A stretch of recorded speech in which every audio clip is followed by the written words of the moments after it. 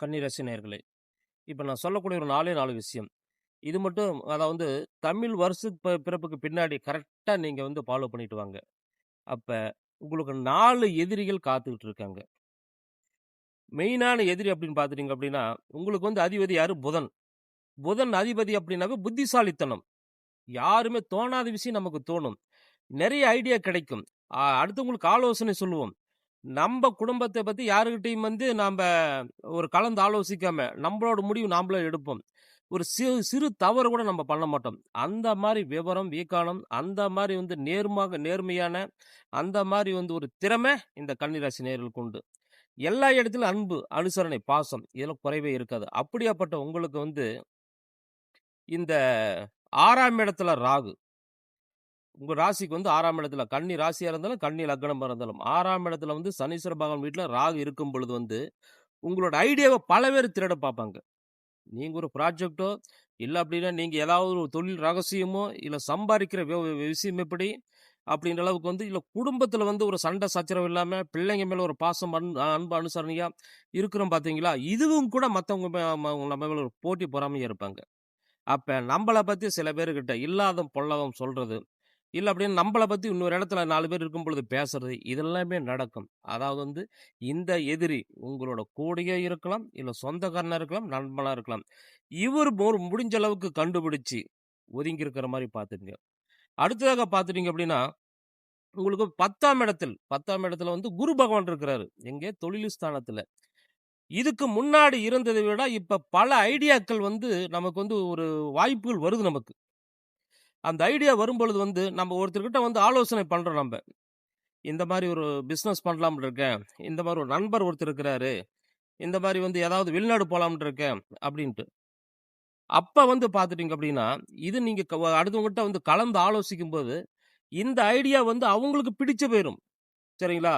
அப்ப நாம்ப என்ன நெனைக்கிறோமோ, அது அடுத்தவங்ககிட்ட அதே மாரி நீங்க யாரு மெயினா சொல்றீங்களோ, அவங்க கிட்ட இவங்க போயிட்டு, "நான் இருக்கேன். உங்களோட முதலீடு அதிகமா போடுறேன் நானு. உங்கள விட அதிகமான முறையில நம்மகிட்ட திறமை இருக்குது, டேலண்ட் இருக்குது." அப்படின்ற அளவுக்கு உங்களை பின்னுக்கு தள்ளி, அந்த வாய்ப்ப தட்டி பறிக்கிறதுக்கு உண்டான வாய்ப்பு இருக்கு. இது 2வது பிரச்சனை. இந்த விஷயத்துல எச்சரிக்கை தேவை. இந்த புது வருடப்பிறப்பு, தமிழ் வருடப்பிறப்பு நிச்சயமாக உங்களோட வாழ்க்கை ஒரு மிகப்பெரிய ஒரு மாற்றம்னு சொல்ல முடியாது. இந்த ஏமாற்றத்திலிருந்து தப்பிக்கிறதுக்கான வழிமுறைகள் நெறைய இருக்கு. அதனால எதுவுமே உங்களுக்கு உங்கள பொறுத்தவரை ரகசியம் தான். அம்பலப்படுத்தினால் நாம வெளிய வந்துருவோம். சரிங்களா? எங்கே? 4 பேருக்கு பதில் சொல்ற அளவுக்கு. ஏன்னா, இப்ப கிட்டத்தட்ட எல்லாமே நமக்கு முன்னாடி கண்ணுக்கு தெரியுதே தவிர, அனுபவிக்க முடியல. இது நம்பளுதுன்னு அத ஏத்துக்க முடிய மாட்டேங்குது. வீடு கடன் இருக்குது. வண்டி லோன் இருக்குது. காரு அதே மாரி லோன் இருக்குது. ஒரு எதுக்கெடுத்தாலும் உனக்கு கடன் வாங்க வேண்டியது இருக்குது. எது எடுத்தாலும் ஒண்ணு விக்க வேண்டியது இருக்குது, வைக்க வேண்டியது இருக்குது. இந்த நிலைமை தான் கன்னி ராசி.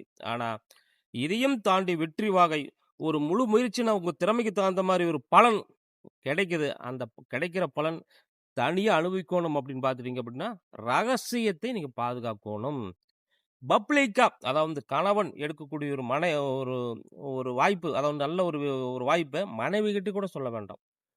மனைவி எடுக்கக்கூடிய நல்ல முடிவு கணவர்கிட்ட சொல்ல வேண்டாம். சக்சஸ் பண்ண பின்னாடி சொல்லிருங்க. அதுவரைக்கும் மௌனமா இருங்க.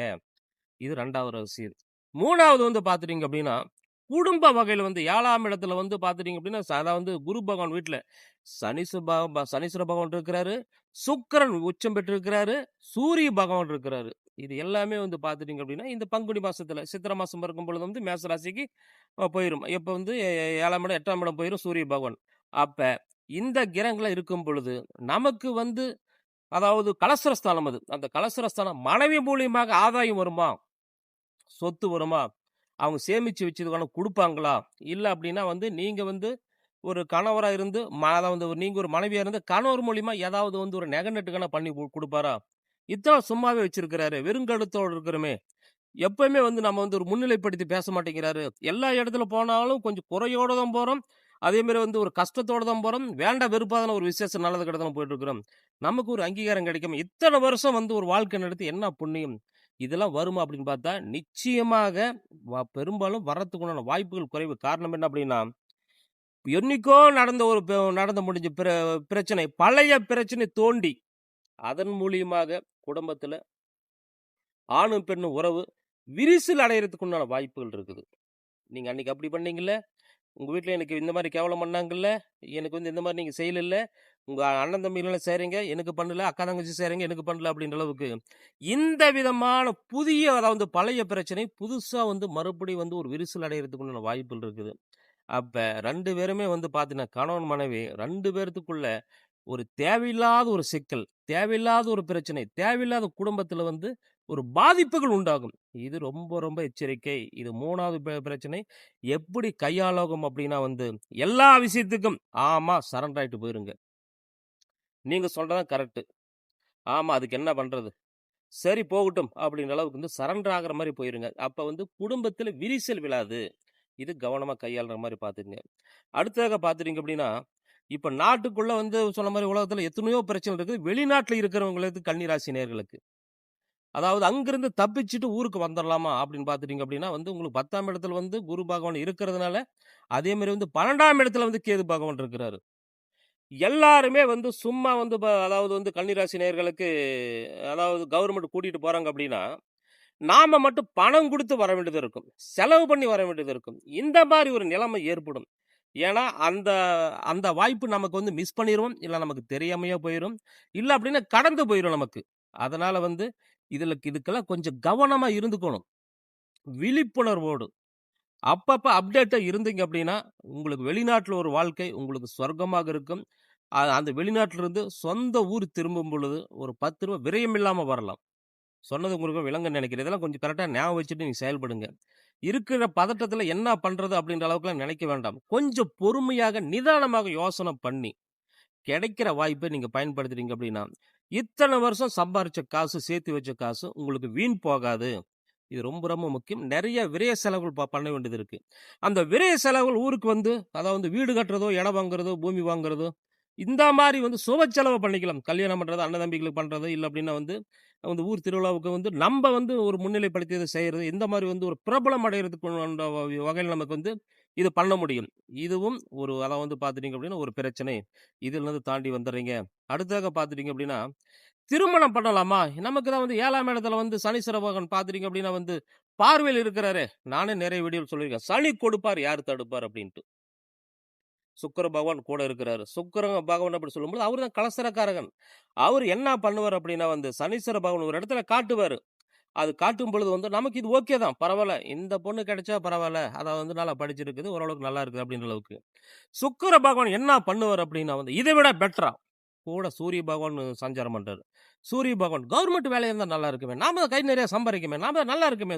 வீடு கட்டியாச்சு. அதேமாரி தொழில் நல்லா இருக்குது. அதான் வந்து காசு பணத்து பிரச்சனை இல்ல. மாசம் லட்சக்கணக்குல வருமானம் வருது. இத விட பெட்டரா இருக்குமா அப்படி சொல்லும்பொழுது வந்து, ஆசைப்பட என்ன அப்படின்னு பார்த்துட்டீங்கன்னா, நமக்கு வர வேண்டியது எல்லாமே வந்து, அந்த திருமண வாய்ப்பு ஏதோ ஒரு வடிவத்தில தட்டி போயிரும். அப்ப இதுக்கு முன்னாடி 5 வருஷம், 10 வருஷமா நமக்கு வந்து கல்யாணம் ஆகாம ஒரு பெண்ணோ, ஒரு மாப்பிள்ளையோ ஒருத்தர் இருக்கிறாங்க. அவங்கள நாம பார்க்கும்போது, அவங்களோட தோஷம் தீருது. நோட் பண்ணிக்கங்க. அவங்களோட தோஷம் தீருது. நம்பளால வந்து அவங்களுக்கு கல்யாணம் ஆகுது. ஆனா நமக்கு வந்து அது ஒரு ஏமாற்றமா அமைஞ்சிருது. அதனால கிடைக்கிற வாய்ப்ப பயன்படுத்திக்கங்க. அதனால வந்து பெருசா நீங்க ஆசைப்பட வேண்டாம். திருமணம் பொறுத்த வரைக்குமே. இல்ல வந்து நான் லவ் பண்ணிட்டு இருக்கிறீங்க. அந்த பொண்ணுகிட்ட சொல்லணும். அந்த பையன்கிட்ட சொல்லணும். அதாவது இது வந்து 2 பேருக்குள்ள வந்து ஒரு கருத்து வேறுபாடுகள். அது வந்து அந்த நான் சொல்றது வந்து அது குடும்பத்தில. இந்த சைடு ஓகே பண்ண மாட்டேங்கிறாங்க. அந்த சைடு பிரச்சனை பண்றாங்க அப்படின்னு சொல்லும்பொழுது வந்து, கொஞ்சம் யோசனை பண்ணி உட்காந்து பேசி, இல்ல கொஞ்சம் ஆரம் போடுங்க. இல்ல அப்படின்னு பார்த்துட்டீங்க அப்படின்னா, ஒரே ஒரு வார்த்தை. இந்த கல்யாணம் நடந்தா நான் இருக்க மாட்டேன். நான் ஏதோ ஒண்ணு பண்ணிருவேன் அப்படின்ற அளவுக்கு வந்து ஒரு ஆக்ரோஷம், ஒரு கோபதாபத்துக்கு நம்ம ஆளாயிருவோம். அப்ப நம்ப கனவும், நம்ப கற்பனையும் எல்லாமே வீணா போயிரும். அதுக்கு மேல வந்து இந்த சப்ஜெக்ட்டே நம்ம வந்து கண்ணுக்கு தெரியாம, அது யோசனை பண்ண முடியாத அளவுக்கு மிகப்பெரிய ஒரு ஏமாற்றம் நமக்கு வந்துரும். கன்னிராசி நேயர்கள் திருமண விஷயத்துல ரொம்ப கவனமா இருக்கிற மாரி பார்த்துக்கங்க. குழந்தை பாக்கியம். அதாவது எத்தனையோ வருஷம் நமக்கு இல்லாம இருக்கு.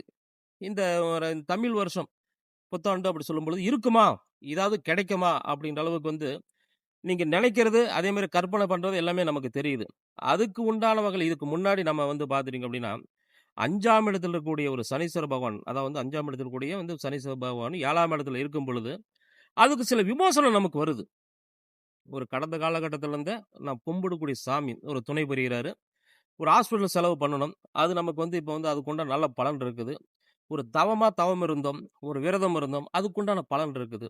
அப்ப அந்த குழந்தை பாக்கியம் அப்படி சொல்லும் பொழுது, இருக்கிறது ஒரே ஒரு குழந்தை. 2வது குழந்தைக்கு நீங்க ஆசைப்பட்டாலும் சரி, அதேமாரி வந்து பார்த்துட்டீங்க அப்படின்னா, முதல் குழந்தை நீங்க ஆசைப்பட்டாலும் சரி, இது 2மே வந்து அதுக்குண்டான ஒரு விமோசனம்னு நமக்கு வருது. 3வது 2வது கல்யாணம் பண்ணுங்க. விவாகரத்து ஆயிருச்சு.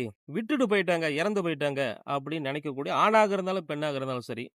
அதுக்கு மேல வந்து உங்களுக்கு இந்த சுக்கிர பகவான் கண்டிப்பாக உதவி பண்றாரு. முதல் கல்யாணம் கொஞ்சம் கவனம். 2வது கல்யாணம் அப்படி சொல்லும்பொழுது, 3வது திருமணம் அப்படி சொல்லும்பொழுது, அது நல்லபடியா தான் நடக்கும். இதுக்குண்டான வந்து ஒரு போவொலி நமக்கு கிடைக்குது. சொத்து எதா வாங்க முடியுமா? வீடு கட்ட முடியுமா? இல்ல இடம் காண வாங்க முடியுமா? ரியல் எஸ்டேட் பண்றேன். கொஞ்சம் வாங்கி போட்டா பின்னாடி வேணா நான் யூஸா இருக்குமில்ல அப்படின்னு நினைக்கக்கூடிய கன்னிராசி நேயர்களுக்கு, இது வேணா நீங்க தாராளமாக செய்யலாம். ஏன்னா தொழில் வந்து உங்களுக்கு கை குடுக்குது. பிரச்சனை குடுக்கக்கூடிய அதாவது வந்து ராகு பகவான், கேது பகவான், இவங்களை தாண்டி இந்த குரு பகவான் 10ஆம் இடத்தில் இருக்கக்கூடிய குரு பகவான், இந்த பிரச்சனைக்கு உண்டான வந்து பார்த்துட்டீங்க அப்படின்னா, உங்களுக்கு சில வழிமுறைகள் குடுக்குறாரு. அப்ப ஒரு சந்தர்ப்பம் கிடைக்குது அப்படின்னா, டக்குன்னு முடிச்சுட்டீங்க அப்படின்னா, ஒரு சொத்துக்கு நீங்க அதிபதி. ஒரு கிரயம் பண்ணிக்கலாம். நம்ம பேர்ல வந்து ஒரு 2 சென்ட், 1 சென்ட் இல்ல அப்படின்னு பார்த்துட்டீங்கன்னா, ஏக்கர் கணக்குல வாங்கக்கூடிய ஒரு அமைப்பும் இருக்கு. இது நீங்க சரியான முறையில பயன்படுத்திக்கங்க. அடுத்ததாக ஹெல்த் எப்படி இருக்கும்? மனக்கவலை, மனக்குழப்பங்கள் கிட்டத்தட்ட 1 வருஷ காலமாவே இருக்கு. நேர காலம் நல்லா இருக்குதாங்க. கட்டம் நல்லா இருக்குது. ராசி நல்லா இருக்குது. அதேமாரி வந்து நமக்கு வந்து திசாபுத்தி நல்லா இருக்குதுன்னு சொல்றாங்க. ஆனா நமக்கு வளர்ச்சி மட்டுமே இல்ல. யார கேட்டாலும் வந்து போங்க 2025 பரவால்ல. 26 மோசமா இருக்குது. அப்படின்ற அளவுக்கு வந்து நமக்கு நாமே வந்து பார்த்துட்டீங்க அப்படின்னா சமாதானம் பண்ணிட்டு இருக்கிறோம். ஆனா இந்த புது வருஷம் அப்படி சொல்லும் பொழுது வந்து உடம்பில் இருக்கக்கூடிய பிரச்சனைகள் கொஞ்சம் நிவர்த்தி ஆகுது. ஏன்னா வந்து புதன் அப்படின்னு சொல்லும் பொழுது வந்து, அதே நமக்கு 7ஆம் இடத்துக்கு போறாரு.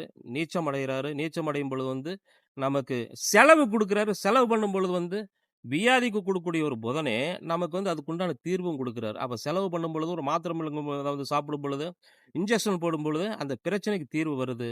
ஓரளவுக்கு பரவால்ல. நல்லா இருக்கு. மனசு ஆரோக்கியம் இருக்கு. உடம்பு பரவால்லன்னு சொல்லக்கூடிய அளவுக்கு இருக்கும்.